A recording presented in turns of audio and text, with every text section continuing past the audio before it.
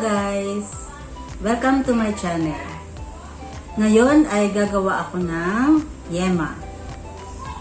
Ito po ang mga ingredients ng yema. Ito, condensed milk. Yan. Kahit anong brand pwede. Okay. Tapos, cooking oil. Ito. And then, the sugar. Okay, the refined sugar. So, ito po ang mga ingredients only. Now, yung yema ay madali lang lutuin. Okay? So, bago ang lahat, intro muna.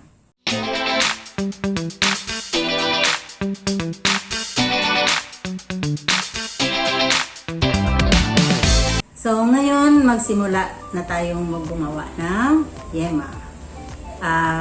Pwede tayong gumamit ng gasol or electric stove.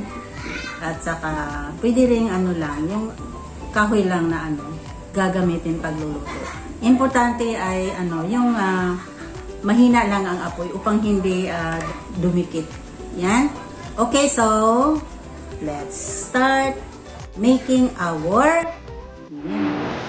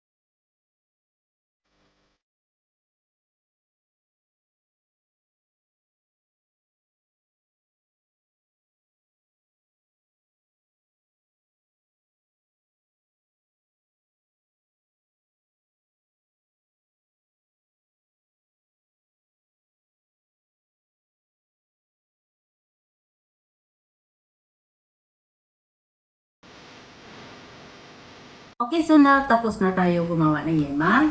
And then, ito na po siya. This one. Ito na po yung natin nagawa. At saka, pwede na natin itong i-ref na lang kung may ref. Kung wala, pwede naman sa lang. Set aside lang. Saka, gamitin ito pang himagas. Ano ba yun? Tapos kumain. Okay. Now, pwede rin itong gamitin yung pang tawid gutom. Yan. So, safe kasi wala pong ibang ingredients na ginamit. Condensed milk lang po. Sugar at saka cooking oil. Now, kung may kung may maliit kayo na store, pwede kayong gumawa nito at ibenta nyo. Tag 1 peso each. The amount of this is mga 50 pesos including the gasol. Okay? And then aabot ito ng 75 pieces. Okay? So may ginansya na tayong 25 pesos. Okay? So ganito itong yema. Kikita tayo kapag bininta natin. Okay? So kung mag face to face na, saka may mga bata kayong nag-aaral, pwede ninyong magluto kayo nito at saka ipadala nyo sa anak nyo at saka ipabinta nilo sa kanilang classroom. Okay? Kasi safe ito. Hindi ito junk foods. Hindi junk foods. At saka kahit isa lang kainin dito, parang busog ka na. Dahil sugar siya sugar. Pangtawid gutom talaga. Saka uminom ng tubig. Ganito ka-importante ang kahalaga itong yema. Okay? So, subukan yung gumawa.